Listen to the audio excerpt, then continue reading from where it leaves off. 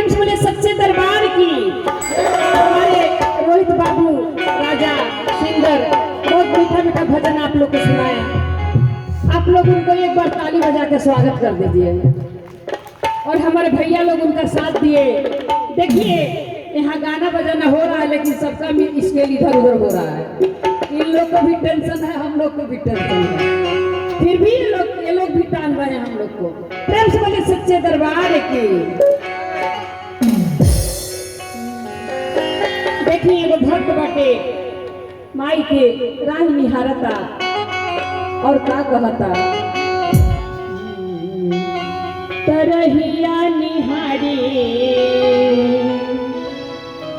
रात दिने दोपहरिया मैया।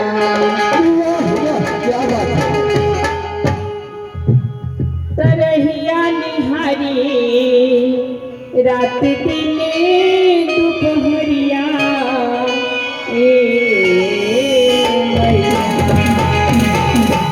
तरहिया निहारी रात दिन दोपहरिया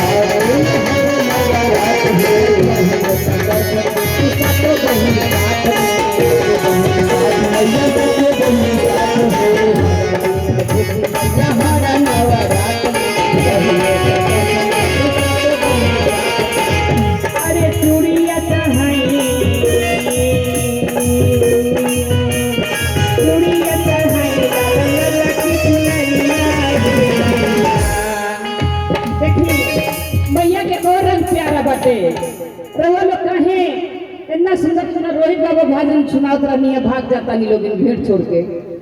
अरे आज सुन ली फिर तो घरे काम कर रही के बाद दिन में सूत ले। मैया के कवर रंग प्यारा बाटे लाल रंग। प्रेम से बोली सच्चे दरबार की। और हमनी के है मैया के एकदम हमनियों सब जनी लाल है। चूड़िया चढ़ाई में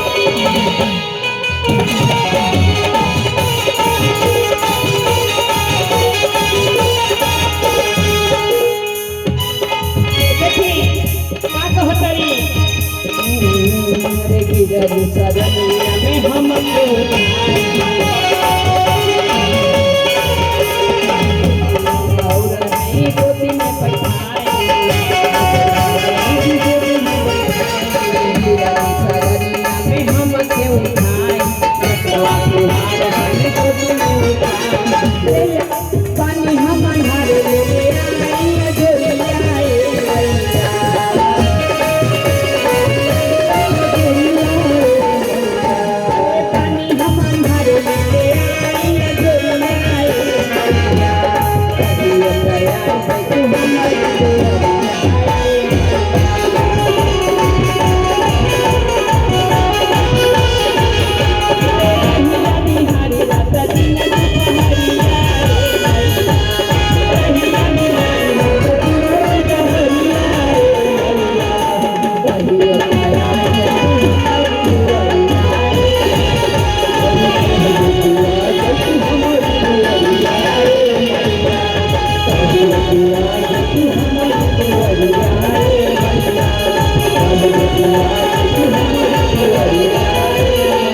प्रेम से बनी सच्चे दरबार की जय। बोले शेरावाली मैया की जय।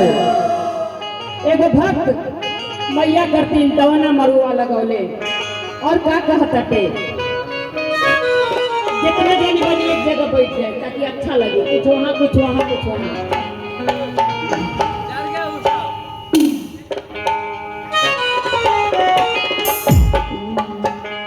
दवना मरुआ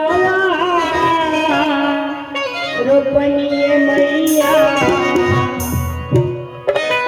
पाँच पेड़ लवन के गाछी। भक्त कहते कि मैया रौरा करती दौना मरुआ लगोले बनी और 5 पेड़ लवन के गाछ लगा दिल बनी और रौरा के बुलाओ तनी रौरा आ जाई। और कौने भाव में कहत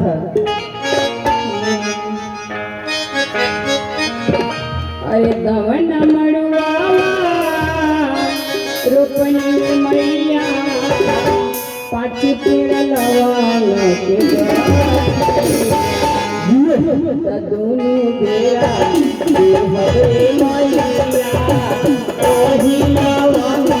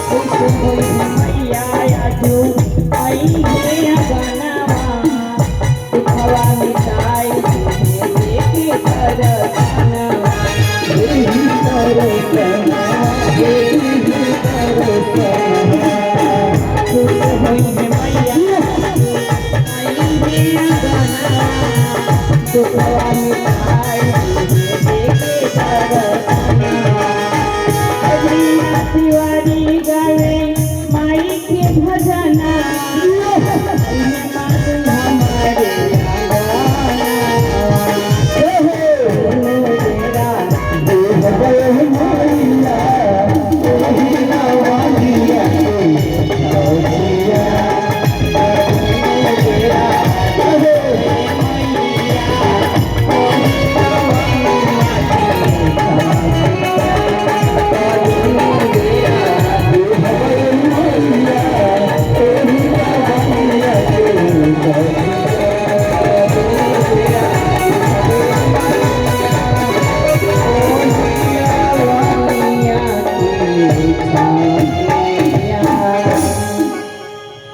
सच्चे दरबार की देखी मैया के दरबार सजल बाटे। एक तो हिंदी भजन हो जा आदमी तो नहीं थे जब लगे लोग कहीं लगावल जाए। ठीक बा मेरी मैया कल जो लोग मन से सुनने वाले हैं और माता रानी के भक्ति में लीन हैं वो अभी तक यही बैठे हुए हैं और माता रानी का जागरण सुनेंगे और आनंद लेंगे। जय हो। एक बार बोलिए सच्चे दरबार की कहते हैं गुल गुलशन गुलजार हो जाए। आज जो मेरी मैया के